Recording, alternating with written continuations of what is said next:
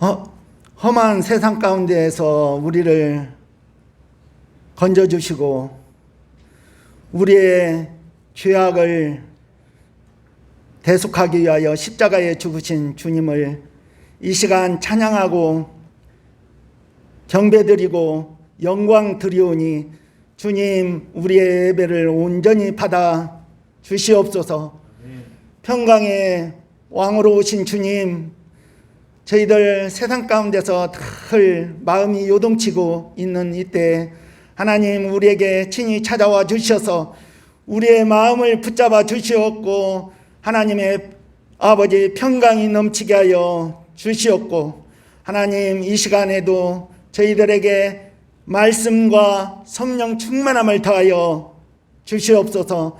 사랑의 하나님, 지난 3년 동안 코로나로 인하여 참으로 우리의 심령은 많이도 위축되고 또 우리의 믿음은 많이도 후퇴되어 있습니다.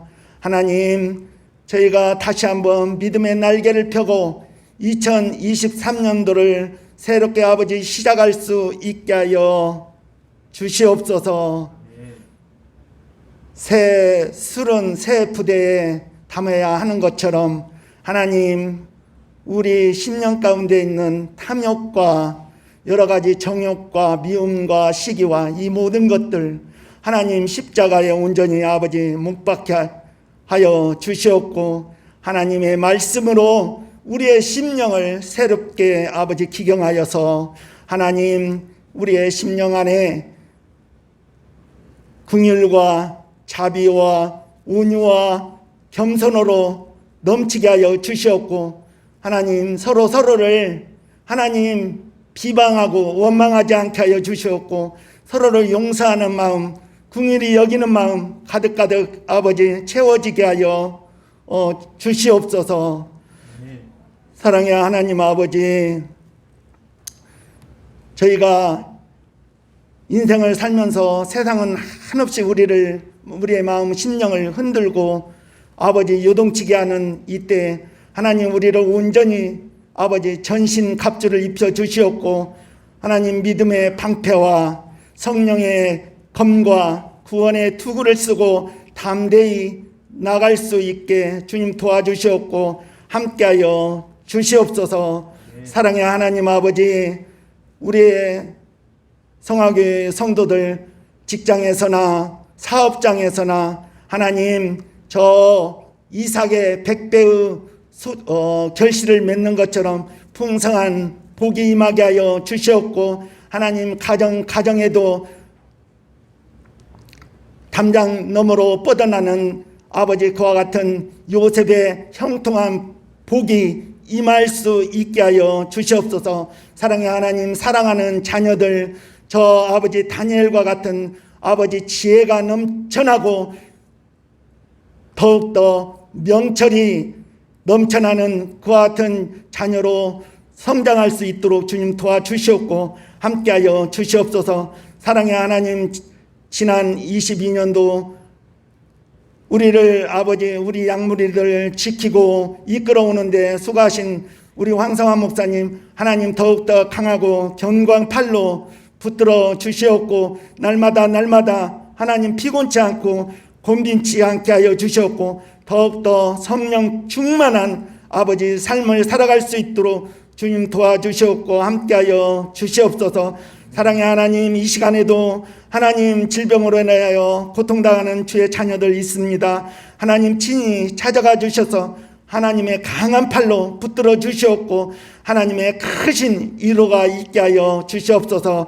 이 시간도 온전히 저희와 함께하여 주실 줄 믿사옵고 예수님의 이름으로 기도드리옵나이다.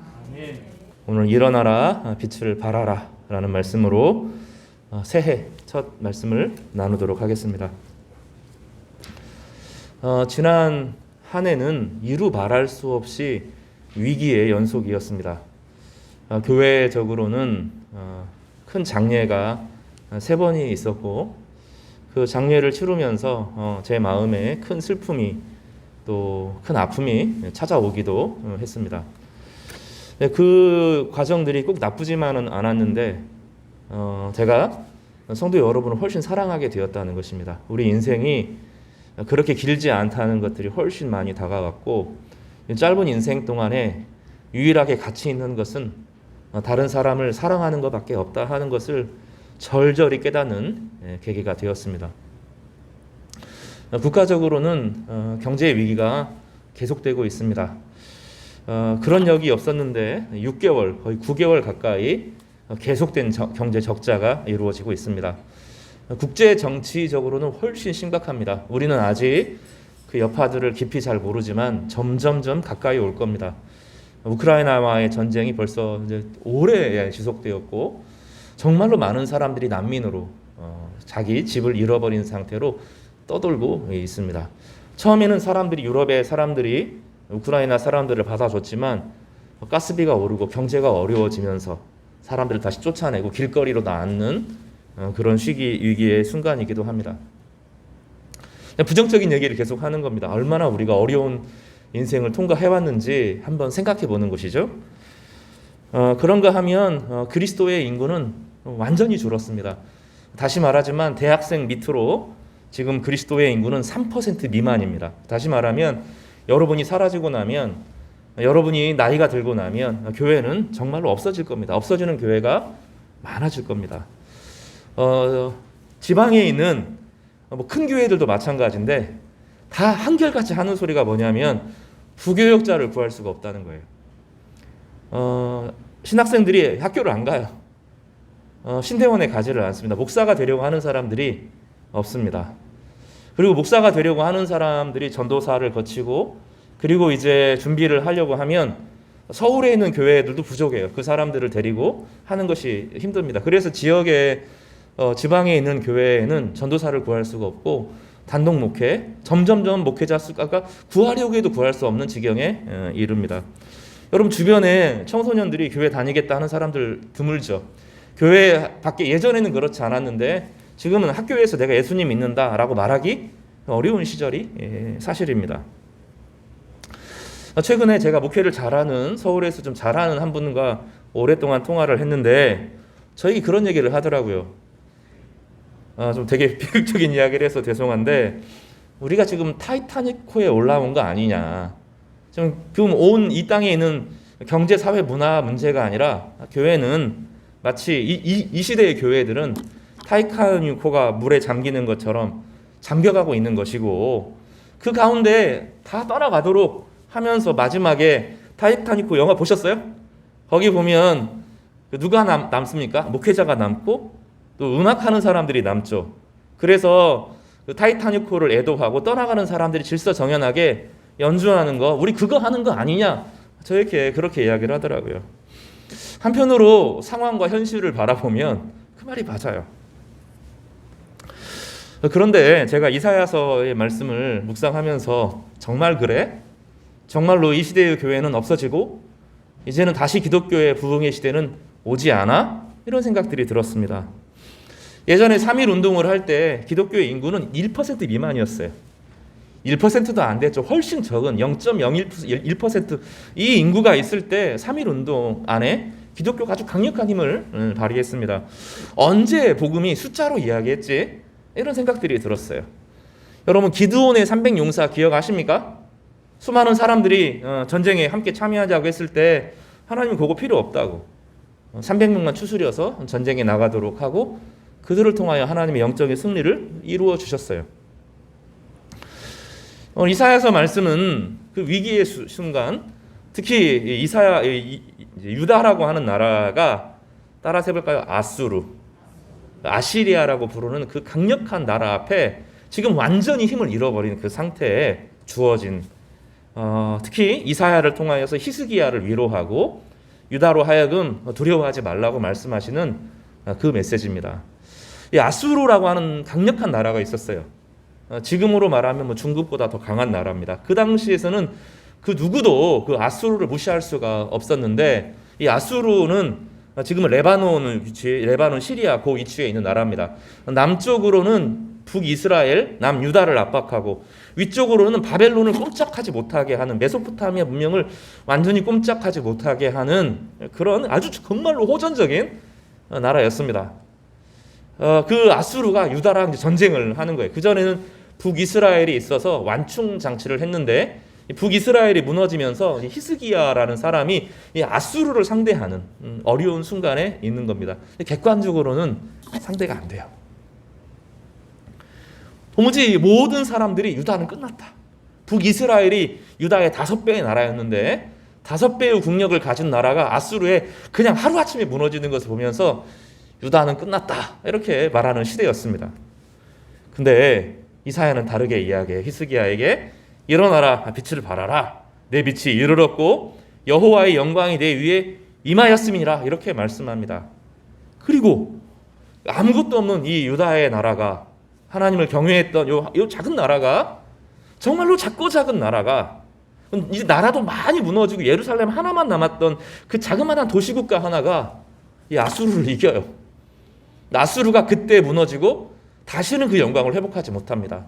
그리고 나중에 그 아수르의 영광을 이제 바벨론이 얻게 되면서 바벨론이 명실상부한 강력한 나라가 됩니다. 그런 상황에서 이 아수르와 상대하고 있는 히스기야에게 하나님께서 이사야를 통하여서 하신 말씀이 바로 이 말씀입니다. 따라서 해볼까요? 일어나라, 빛을 발하라. 다시 일어나라, 빛을 발하라.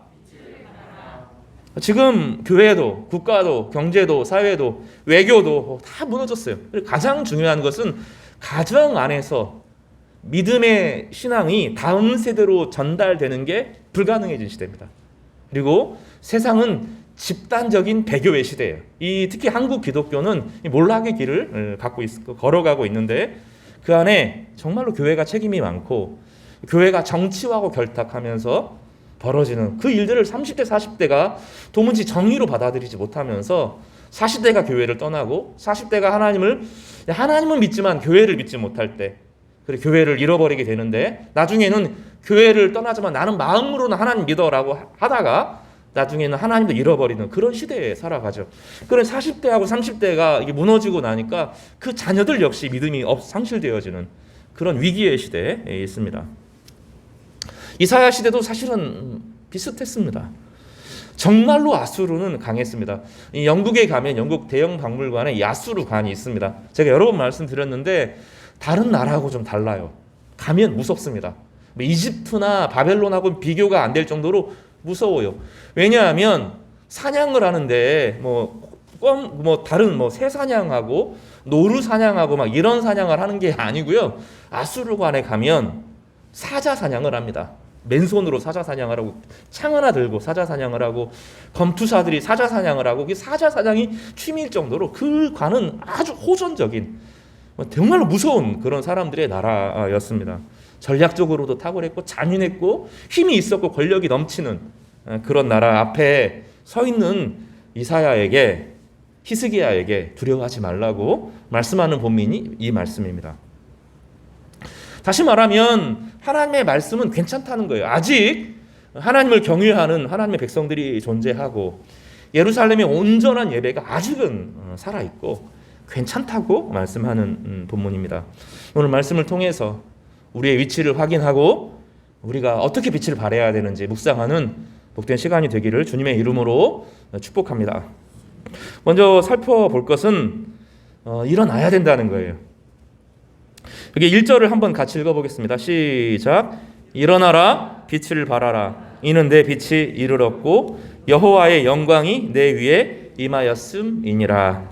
여기 보면 2절도 같이 읽어볼까요? 시작. 보라, 어둠이 땅을 덮을 것이며 캄캄함이 만민을 가리려니와 오직 여호와께서 내 위에 임하실 것이며 그의 영광이 내 위에 나타나리니. 그게 두 가지 문제가 있어요. 오늘 1절과 2절에 보면 지금 이스라엘 백성, 특히 유다 백성들이 북이스라엘은 망했고 남유다만 남아있는 상태에서 어떤 문제가 있습니까? 지금 유다 백성들이 어떤 상태예요? 일어나라 그러면 서 있는 사람에게 일어나라 그렇게 말할 수 있습니까? 어떻죠? 지금 주저앉아 있는 거죠. 혹은 누워 있는 겁니다. 여러분 청소년들이 그 책상에 앉아서 휴대폰을 봅니다. 그때까지는 부모들이 좀 참아요. 그죠? 근데 애들이 소파에 들어 눕습니다. 들어 누워서 휴대폰을 이렇게 바라보고 있습니다. 그러면 그거를 보면서 좋아할 부모가 하나도 없죠. 속에서 짜증이 확 밀려옵니다. 그리고 말하죠. 그만 좀 휴대폰 봐. 그러면 애들은 뭐라고 말합니까?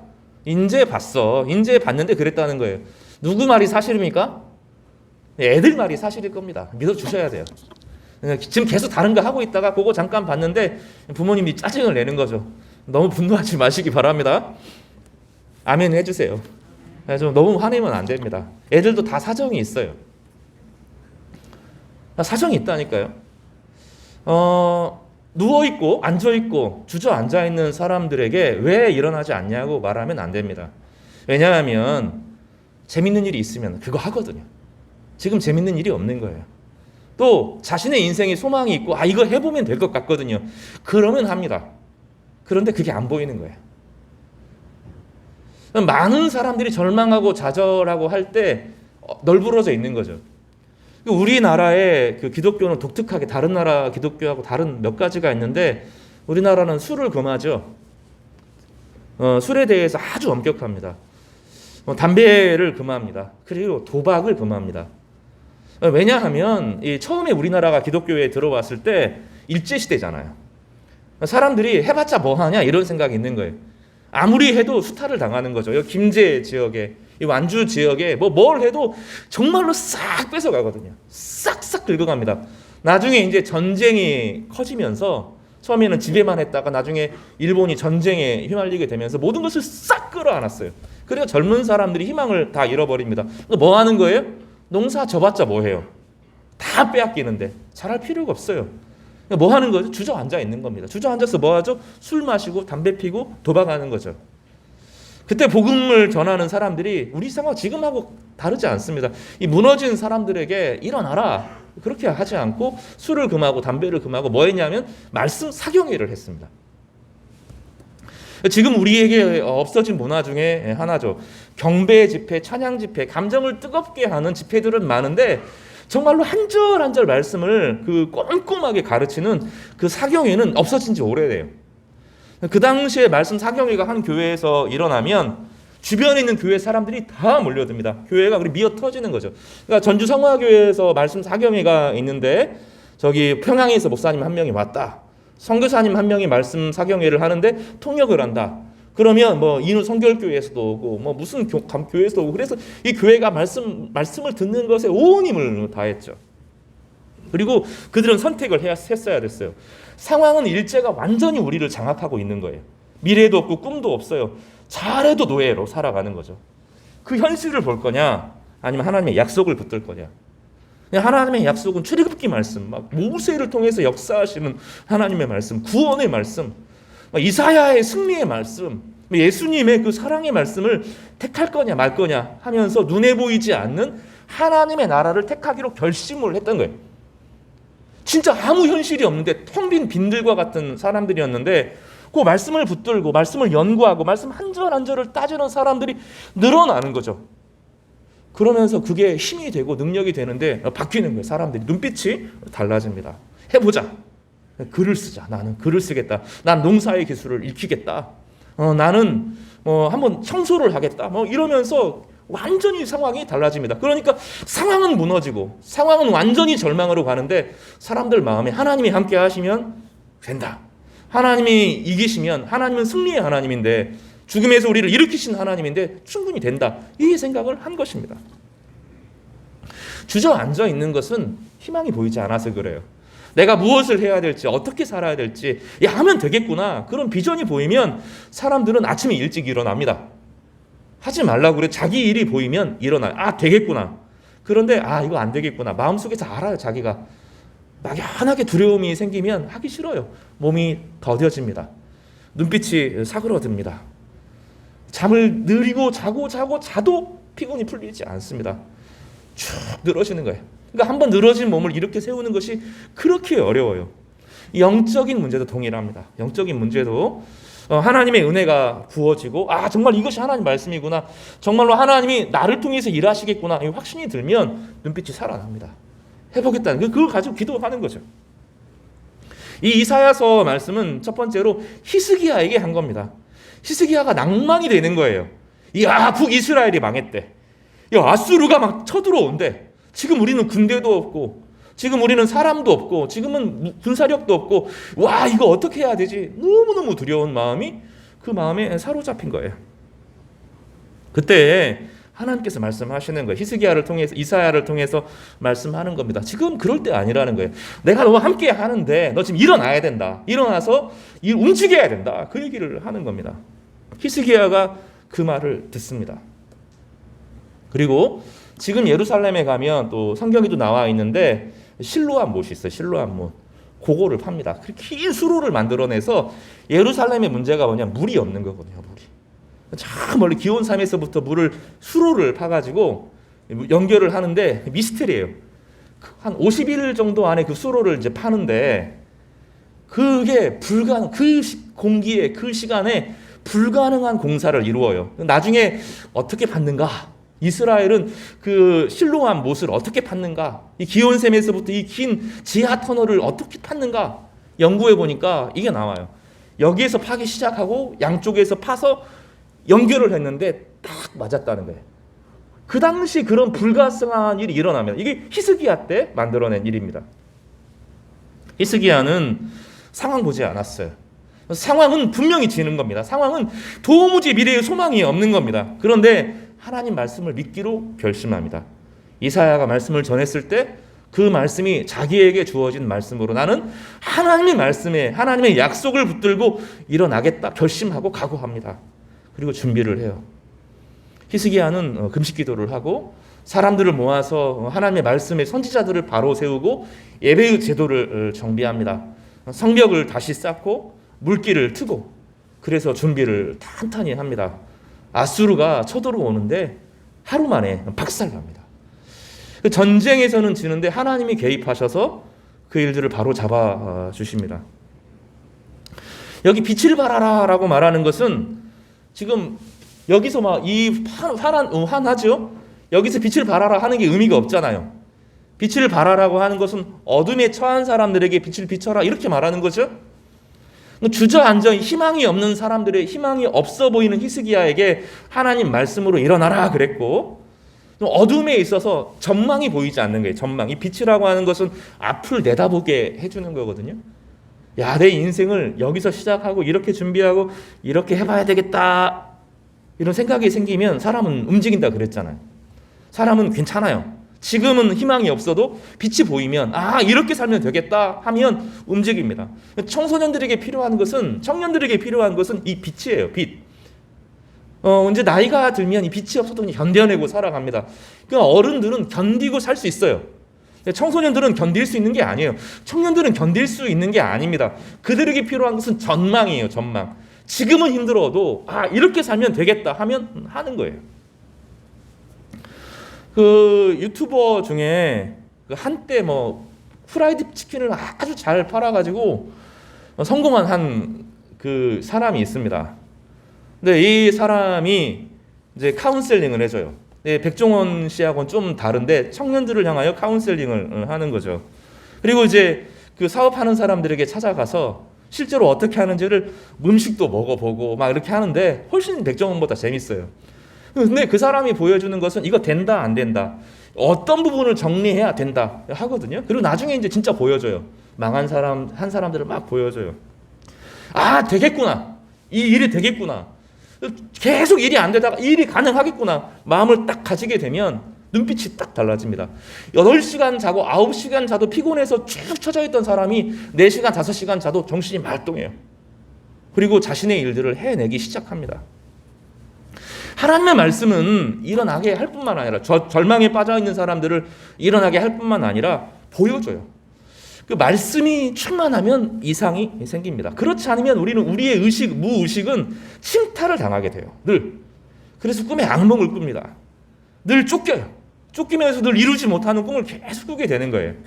근데 하나님 말씀은 사무엘상 1장, 2장, 3장에 보면 말씀이 희귀하니 이상이 보이지 않더라. 제가 여러 번 말씀해요. 따라서 해볼까요? 말씀이 희귀하니. 따라서 해보세요. 말씀이 희귀하니 이상이 보이지 않더라. 이건 이상은 환상이 아니라 비전이거든요. 보는 거예요. 보는 거. 이렇게 하면 되겠구나. 그러니까 하나님 말씀을 잘 준비한 사람에게 하나님께서 전망을 보여주시는 거예요. 이것을 때로는 지혜와 총명이라는 말씀으로 번역하기도 하는데 꿈과 환상을 통해서 성령의 능력을 통해서 전망을 보게 하십니다. 그래서 청소년들, 청년들 또 정말은 이 30대, 40대가 정말로 필요한 것은 사실은 말씀으로 돌아오는 거예요. 그렇지 않으면 삶에 압도당하게 돼요. 그 삶에 적응하고 살다가 자신의 인생을 망치면서 인생을 소모하는 법들을 배웁니다. 히스기야는 그렇게 하지 않았습니다. 히스기야의 이사야의 말씀을 들으면서 히스기야의 마음 가운데 전망이 보였어요. 아, 되겠구나. 저 아수르가 그렇게 강대해도 야, 모세 시대 때도 언제 뭐 이스라엘이 강했나? 여호수아 시대 때 이스라엘이 강한 적이 없잖아. 사사기 시대 때 이스라엘 사람들이 힘으로 이겨본 적이 없잖아.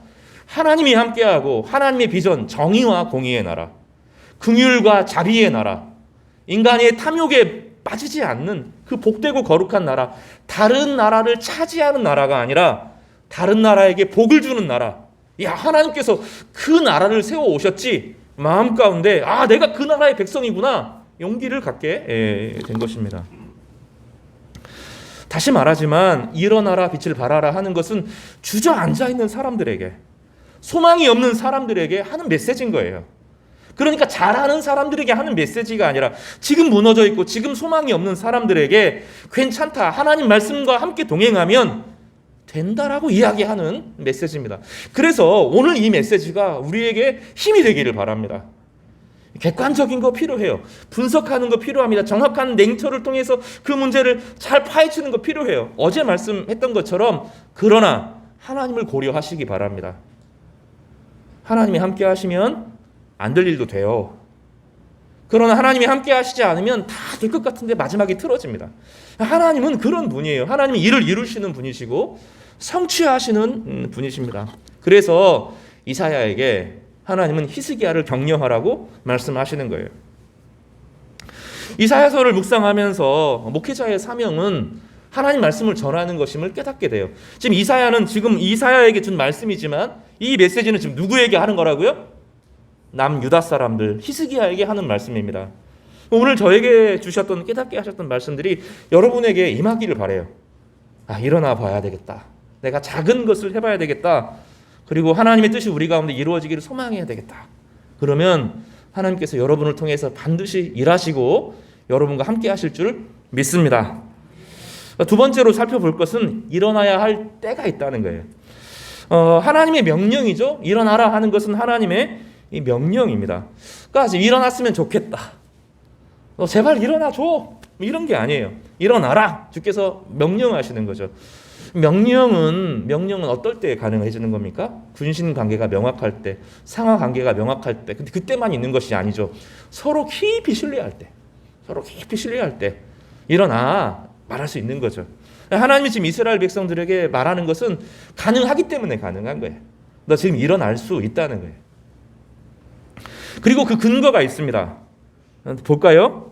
1절을 보겠습니다. 다시요. 1절을 읽겠습니다. 시작. 일어나라. 빛을 발하라. 이는 내 빛이 이르렀고 여호와의 영광이 내 위에 임하였음이니라. 일어날 수 있는 근거가 무엇입니까? 여호와의 영광이 너 위에 임하실 것임이기 때문이다. 지금 이사야는 히스기야에게 일어날 수 있는데, 왜냐하면 그 마음에 아직 하나님을 사랑하는 마음이 있는 거예요. 이게 진짜 중요한데, 우리 현실이 어려워지면 침체되기 마련이죠. 현실이 막 너무 어려운데 막 고고하게 움직이고 그러면 사람이 아닙니다. 우리는 AI가 아니잖아요. 인공지능도 아니고 기계도 아닙니다. 인간과 기계가 바둑을 하면 지금은 100점 100개 다 져요. 왜냐하면 기계는 감정이 없기 때문이죠. 냉정하게 수를 계산하고 하면 돼요. 인간은 그게 아니죠. 인간은 기세가 있어야죠. 인간은 기계가 아니에요. 그래서 상황과 환경 안에서 늘 답답하고 무너집니다. 우리는 사실 1년 내내 그래 왔어요. 환경을 보고, 우리 가정을 보고, 자녀를 보고, 미래를 보고, 어느 순간 10년, 20년을 생각하면 마음이 짜증이 나고 분노가 치밀어 오르고 무너지기 마련이죠. 늘 그렇게 되는 거예요. 그러나 하나님을 사랑하는 자, 여전히 히스기야가 하나님을 사랑하는 사람이었거든요. 하나님을 사랑하는 사람도 침체가 됩니다. 현실 앞에서. 병이 걸리고 경제적으로 약해지고 또 관계가 틀어지면 누구나 다 침체가 돼요.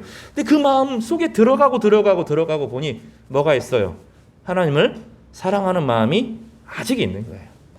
이게 중요합니다. 이게 코로나가 우리를 되게 힘들게 했지만 정말로 어려운 시간을 다 겪고 났는데 제가 성도들을 대하고 나면 우리 교회 성도들을 만나고 나면 침체된 거예요. 진짜 문제가 있는 것이 아니라 침체가 된 거예요. 그러니까 진짜 문제하고 침체하고는 좀 다릅니다. 하나님을 안 믿는 것이 아니라 믿고 싶고 잘해보고 싶고 하나님을 사랑하는 마음이 있는데 너무 삶이 힘든 거예요. 너무 힘든 사람들 앞에서 주눅들어 있는 거예요. 근데 그 마음에 뭐가 있다고요? 하나님을 사랑하는 마음이 아직 남아있는 거예요. 그러니 하나님을 사랑하는 자에게 무엇을 주시기를 원하시는 거예요? 하나님의 영광을 주신다는 겁니다. 영광은 늘 무게랑 같은 말이라 그랬어요. 무게. 그 마음 깊은 곳에 하나님을 사랑하는 힘이 있어요. 하나님을 사랑하는 무게가 있어요. 하나님을 사랑하는 가치가 있어요. 그 가치만큼 하나님의 영광이 그에게 부어지는데 정말로 값나가는 존재로 바꾸어 주시겠다는 겁니다. 그래서 하나님께서 그 하나님을 사랑하는 그 깊은 마음을 이해하시고 아직 괜찮다는 거예요. 남들은 저 사람 틀렸다. 남들은 저 사람 신앙 없다. 남들은 저 사람 안 된다라고 말하는데 하나님은 인정해 주시겠다는 거예요. 그 작은 사랑. 하나님을 향한 예전에 그 구원의 은혜를 받았던 그 감격. 여전히 기도할 때 정말로 하나님이 뜻대로 되기를 원하는 그 마음을 이해하시겠다는 거예요. 그리고 뭐 하는 것이죠? 영광을 부어주겠다. 하나님의 은혜를 부어주겠다. 하나님의 권능을 부어주겠다. 하나님 자신의 무게로 함께 하겠다. 이렇게 말씀하시는 것입니다. 그래서 오늘 우리가 말씀을 들을 때 내 마음 속에 하나님의 사랑이 다시 회복되어지기를 간절히 바랍니다. 돌아가야 돼요. 첫사랑으로 돌아가시기를 바랍니다. 예수 그리스도의 십자가의 은혜로 돌아가시기를 바랍니다. 전 지난 한 2주, 3주 동안에 제가 제일 목회 처음 했을 때 그때의 순간들에 제가 어떻게 살았나 돌아봤어요. 성경을 한 절 한 절 주의하는 거죠. 아무도 알아보지 않습니다. 지금 활동하고 사역하고 막 그런 일 해야 되는데 그거 다 내려놓고 성경을 한 절 한 절 매일 성경 하나하나 하면서 이 말씀의 뜻이 무엇인가 성경을 한 절 한 절 적어요. 헬라어로도 해보고 히브리어로도 해보고 독일어 성경으로도 읽어보고 영어 성경으로도 읽어보고 거기에 필요한 다른 신학학자들의 글도 읽어보고 그걸 가지고 기도하고 성도들을 향하여서 가슴 아파하고 그 순간들이 저에게 이렇게 남아있어요. 그것들을 다시 살펴보고 지금 내가 그렇게 하고 있나? 내 마음에 정말로 하나님을 향한 그 기초 작업을 하고 있나? 기초부터 내가 잘 쌓고 있나? 이런 생각들을 해봐요. 그렇지 않으면 이 현실에 끌려가게 되는 거예요. 현실은 가만히 두지 않아요. 우리를 늘 바쁘게 합니다. 바쁘게 하고 짧은 시간에 뭐 하게 만들죠? 유튜브 보게 하는 거예요. 휴대폰 앞에 머무르게 되는 거죠. 그래서 영혼으로 돌아가지 못합니다. 우리 영혼으로 돌아가고 하나님 말씀을 사랑하는 영혼의 기능을 감당하지 못하게 하죠. 그러니 어떻게 하죠? 늘 피곤해요. 늘. 언제나 피곤합니다. 언제나 피곤해요. 마음이 쉬지를 않는 거죠. 여러분 영화 본다고 쉬어지는 게 아닙니다. 유튜브 여러 가지 본다고 잠깐 쉬는 게 아니에요. 눈이 피곤하고 몸이 축 늘어지고 더 피곤하고 지치게 만드는 거예요. 일어나야 힘을 되찾는 겁니다.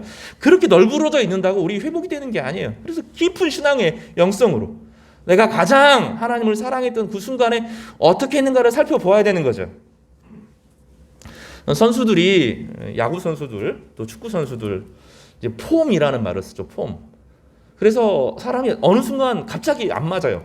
공이 안 맞고 공이 안 차지고 찬스가 나는데 골을 못 넣어요.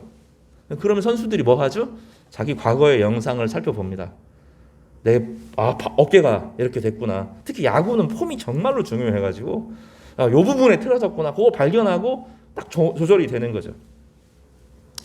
여러분 하나님을 사랑했던 순간이 있었을 거예요. 그렇죠? 하나님과 가까울 때 사랑했다라기보다는 가까울 때가 있지 않았어요? 하나님 말씀을 묵상하고 때로는 신앙서적을 읽고 때로는 어떤 설교자의 그 설교 영상을 막 듣기도 하고 또 찬양 테이블을 통해서 은혜를 받기도 하고 또 더 중요한 것은 성도들과의 만남입니다. 이 신앙이라고 하는 것은 나와 하나님과의 관계가 나와 하나님 관계를 통해서만 이루어지는 게 아니죠. 만약에 하나님이 히스기야에게 바로 말씀하실 수 있었어요. 그렇게 하지 않고 이사야와 관계를 통해서 이사야를 통해서 말씀하시거든요. 성도들에게 있어서는 타인이 되게 중요해요. 성도들이 중요합니다. 내 주변에 좋은 만남들이 이루어져야 돼요. 그래서 내가 말할 수 있는 사람이 필요해요. 내 상황을 말할 수 있는 사람, 그리고 그 상황이 내 귀에 들려야 돼요. 성도들의 상황이 내 귀에 들리고 내 상황이 말해질 수 있는 그런 작은 공동체들, 그게 한 사람이어도 좋고 두 사람이어도 좋고 세 사람이어도 좋아요. 이 모임 저 모임에도 좋은데 그 만남들이 대단히 중요합니다. 그런 방법을 통하여서 일어나게 하는 거죠. 그래서 여러분 물러나 있다면 이제 앞으로 나오시기를 바라요. 다시 성도들을 만나시기를 바랍니다. 침체되어서 바닥으로 땅 파고 들어가지 말고요. 전화하세요. 전화. 집사님에게 전화하고 권사님에게 전화하고, 그리고 막 내 인생의 문제를 해결할 필요도 없어요. 그냥 왁자지껄 떠들고 놀다 보면 내 인생이 그냥 죽을 것 같았는데 어느 순간 살아나요. 성도들과의 만남은 그런 힘을 가지는 거예요. 그리고 침체되는 방식으로 계속 내가 왜 실패했을까? 내가 왜 무너졌을까? 그걸 계속 묵상하는 방식이 아니에요. 그냥 성도들과 만나기만 해도, 성도들과 같이 윷놀이만 해도 살아나요. 40일 금식 기도 안 해도 성도들 같이 나와서 왁자지껄하고 윷놀이하고 치킨 먹고 피자 먹고 그러고 나면 살아나요. 왜냐하면 성도들 모임 안에 하나님이 함께 하시기 때문입니다. 지금 우리 상황은 쉽지 않아요. 그럼에도 불구하고 우리 안에 하나님을 사랑하는 작은 마음을 기억한다면 하나님은 그 이후에 영광을 부어 주실 것입니다. 이 은혜를 통해서 회복되시는 우리 성도 되시기를 간절히 바랍니다.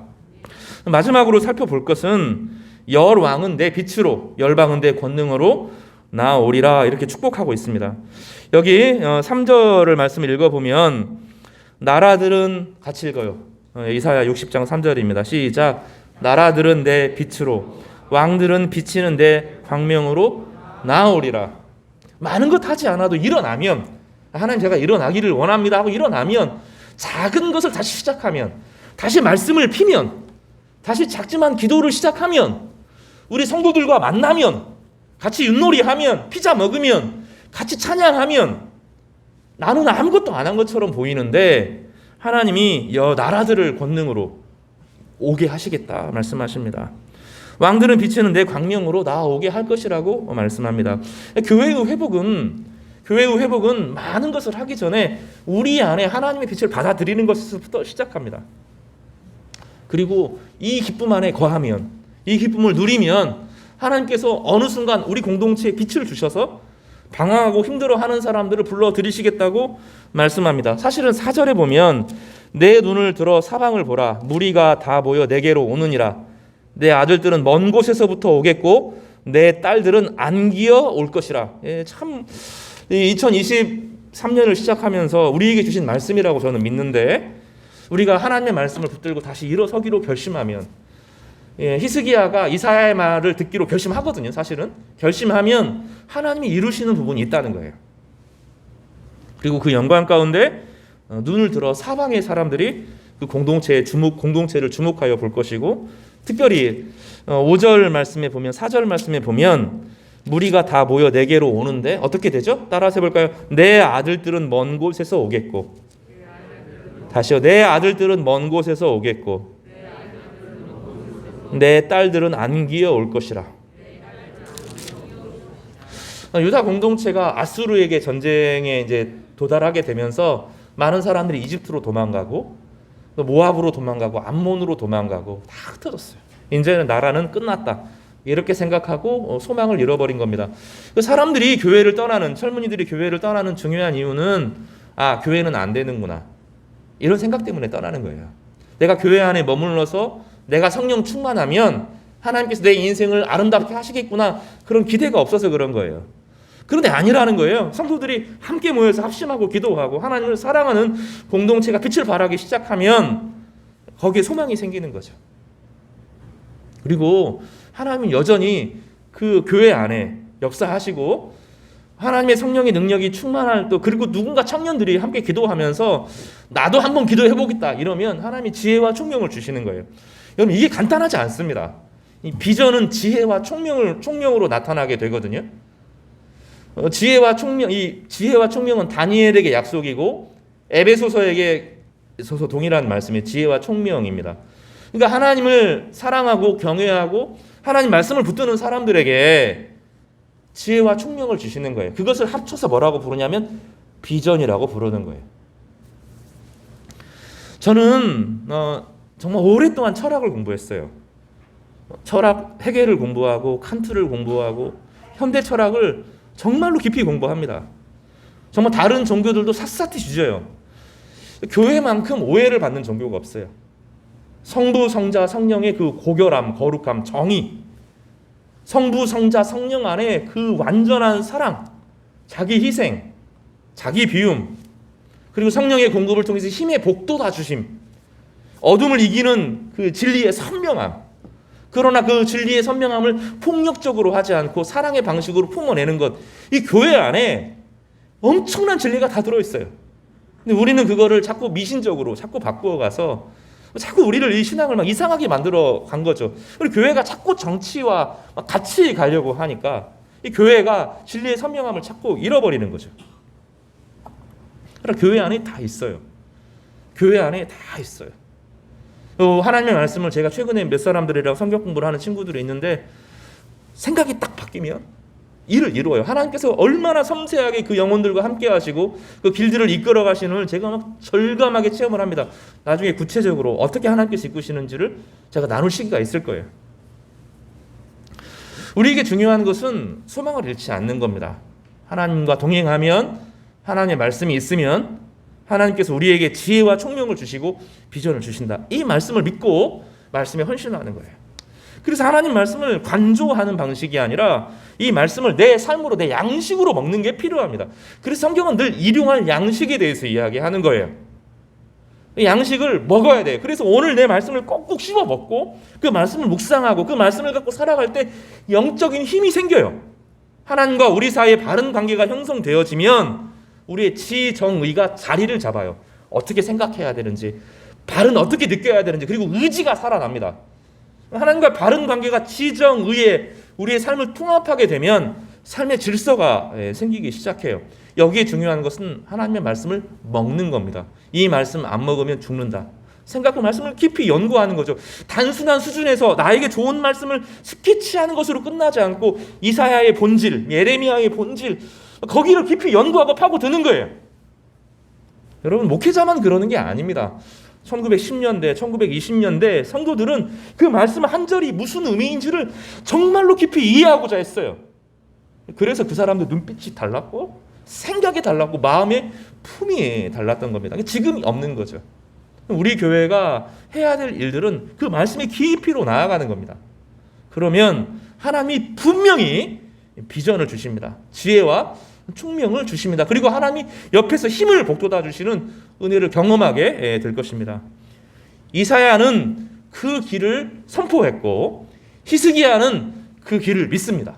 그리고 그 말씀을 따라서 국가, 경제, 정치, 사회, 문화 자신의 영혼을 갈아엎고 온전한 삶을 세우기로 결심하고 나라를 하나님을 경외하는 나라로 바꾸어 가는데 온 힘을 다합니다. 그리고 하나님은 히스기야에게 능력을 부어주셨고 또 아수르와 직접 상대하셔서 아수르를 직접 이기는, 그리고 뭐라고 말씀하시냐면 하나님을 경외하는 사람들은 내 눈동자다, 이렇게 말씀하셨어요. 말씀 정리하겠습니다. 지금은 어둠의 시대가 분명합니다. 본문에 있는 것처럼 캄캄함이 만민을 가릴 것입니다. 탐욕과 음란과 이 불평과 불안을 막 조정하면서 경쟁하게 만들고 작은 것까지 싹 빼앗게 만드는 그런 무시무시한 시대가 다가오고 있는 것이 사실입니다. 그러나 하나님의 백성은 그 어둠의 순간에 어둠에 지지 않고 빛을 붙듭니다. 그리고 빛 안에 나아갑니다. 그러면 내 빛은 작지만 하나님의 영광이 우리에게 비출 것이고 그 영광이 비출 때 공동체 안에 힘이 생기고 청년들이 돌아오고 청소년들이 힘을 얻고 꿈을 꾸고 하나님의 능력을 발휘하는 그 능력의 공동체, 역전의 공동체로 바꾸어 가시는 것입니다. 나무가 겨울이 되면 죽어있는 나무들 다 잘라냅니다. 이제 수국 같은 것은 꽃을 다 이제 끊어줍니다. 그러고 나야 새로운 봄이 오죠. 가지치기가 필요하죠. 그러니까 이 어둠의 시기는 가지치기 시대예요. 정리를 하고 불편한 것을 다 깨끗하게 하고 하나님 말씀으로 살아가겠습니다 결심하면 봄이 오게 되면 다시 꽃이 피고 또 여름이 되면 열매가 맺히기 시작해서 가을에 추수하는 그런 기쁨을 경험하게 될 것입니다. 사랑하는 성도 여러분, 이 1월 1일 2023년 첫 예배 가운데 오늘 말씀처럼 일어나라 빛을 발하는 우리 귀한 성도님 되시기를 주님의 이름으로 축복합니다.